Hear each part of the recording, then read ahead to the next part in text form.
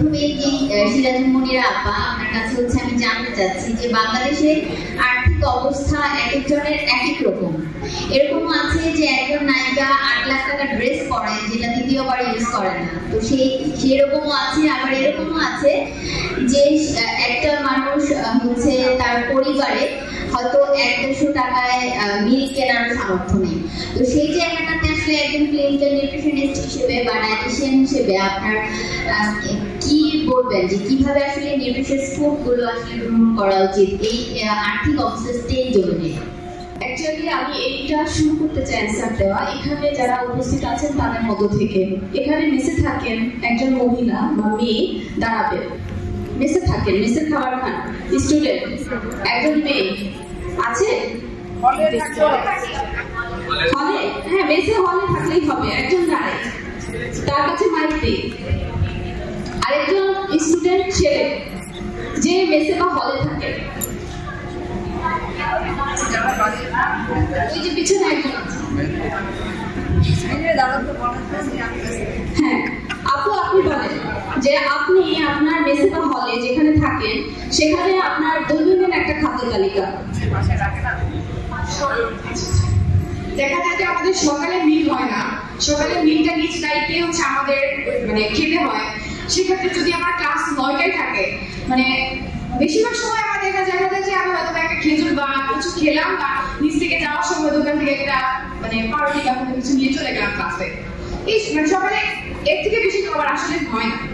আর দুপুরবেলা দেখা যায় যে আসার পর আমাদের হচ্ছে ফিক্স থাকে খাবার একদমই। যদি আমার দুপুরবেলা মুরগি থাকে সেটা অবশ্যই 30 গ্রাম তো কোনোভাবেই হবে না, 15 থেকে 20 হয় কি 10 সন্দেহ, 1 পিসের বেশি থাকে না। সাথে করে একটা ভাজি আর কম্পালসারি ডাল, এইটুকুই হচ্ছে আমার দুপুরের মিল। একটা সেম রাতেও এই মিলটাই থাকে, সেক্ষেত্রে মাছ থাকতে পারে বা দুপুরে যদি মুরগি খেয়ে থাকে সেক্ষেত্রে মাছ থাকে, এর বেশি কিছুই হয় না। এখানে সবজি থাকে, রাতে ডিনার সবজি বলতে হচ্ছে শাক থাকে না, খুব অল্প সময় দেখা যায় যে ওই ডাউলের সাথে কোনো হচ্ছে একটা সবজি অ্যাড করে ফেলছে, অ্যাড করে হচ্ছে ওটাকেই হচ্ছে ডাল সবজি বানিয়ে ফেলছে, এর বেশি কিছু হয় না। Thank you. আপনি বলেন।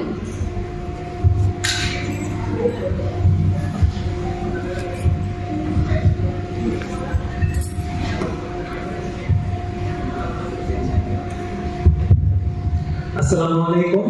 আমি মূলত ড্যাফোডিল ইন্টারন্যাশনাল ইউনিভার্সিটি হলে থাকি আর কি। এখন আমাদের হলে মোটামুটি সকালের মিলটাও হয় না, সকালে ক্যান্টিন অফ থাকে। আমরা যখন ক্লাসে যাই 8টায় বা মানে চালু হইলেও তখন মানে কোনো কিছু তৈরি হয় না।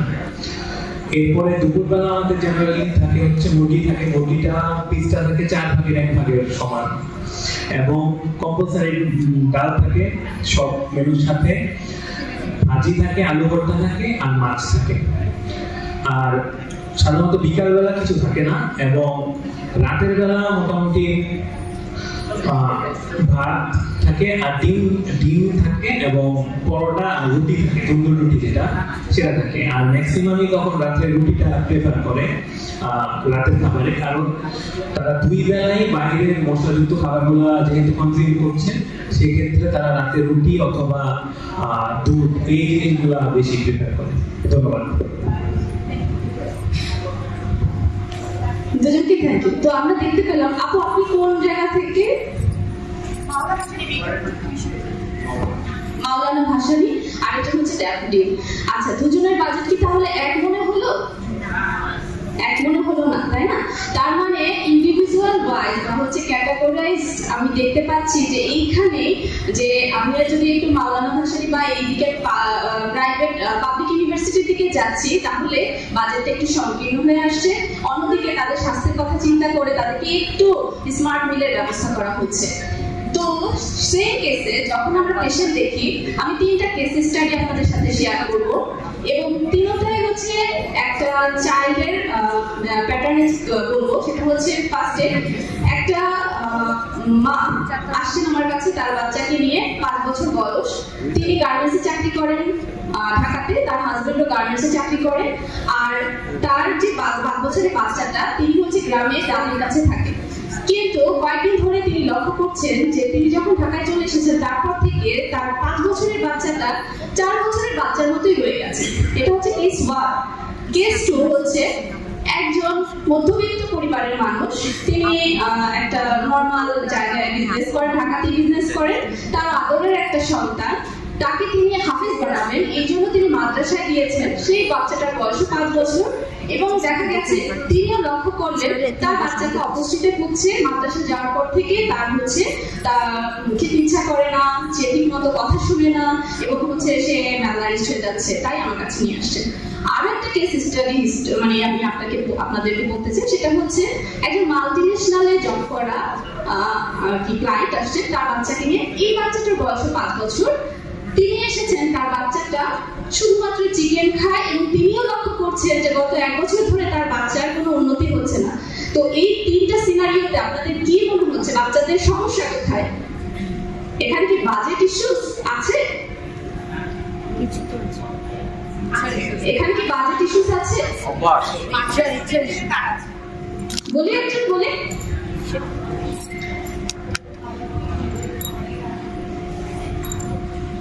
কেউ একজন বলি এখানে কি বাজেট ইস্যুস আছে? আর যদি না থাকে তাহলে কি ইস্যুস আছে? আচ্ছা, আমি বলে দিচ্ছি যেহেতু আমাদের সময় স্বল্পতা। সেটা হচ্ছে নিউট্রিশনাল বাজেটে প্রথমেই আমাদের লক্ষ্য রাখতে হবে আমাদের নিউট্রিশন এডুকেশনের উপরে বাজেটিং করাটা। কারণ হচ্ছে এদের 3 জনের ক্ষেত্রে বাজেটের স্বল্পতা আছে, কারো কারো বাজেটের কোনো স্বল্পতা নাই, কিন্তু আমাদের বাচ্চাগুলো ম্যালনারিশমেন্টে ভুগছে।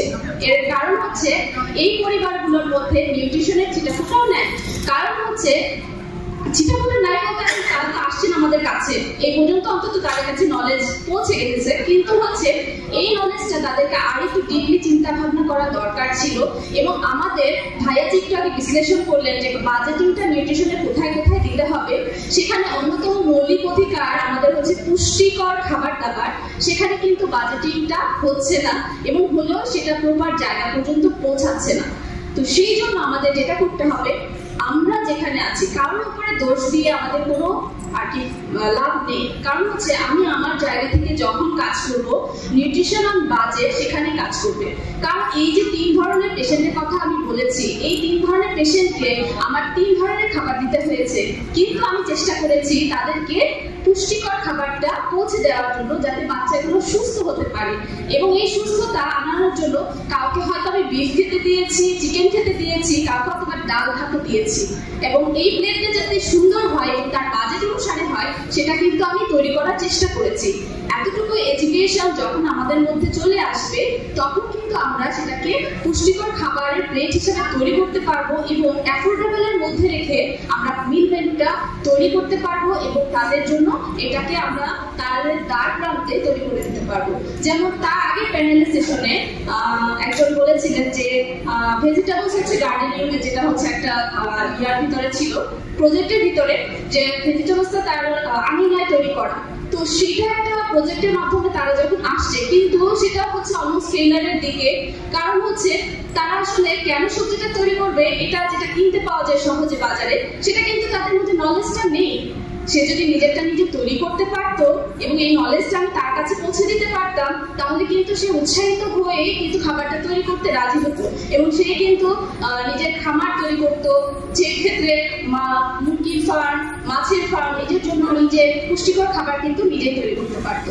তো নিউট্রিশন অন বাজেট খুবই গুরুত্বপূর্ণ একটা বিষয় এবং সেইটা কোন কোন খাতে কিভাবে আমাদের ব্যয় করতে হবে এবং কিভাবে তৈরি করতে হবে, সেটা কিন্তু একেবারে সেলস সেন্ট্রিক থেকে শুরু করে একেবারে গ্লোবাল সেন্ট্রিক পর্যন্ত আমরা নিয়ে যেতে পারি। এবং এই জায়গাটাতে প্রতিটা মানুষের কাজ করার জায়গা, যে আমি একজন নিউট্রিশনিস্ট হিসাবে আমার কমিউনিটি লেভেলে কোন কোন জায়গায় এই জিনিসটা ইমপ্লিফিকেশন করতে পারছি।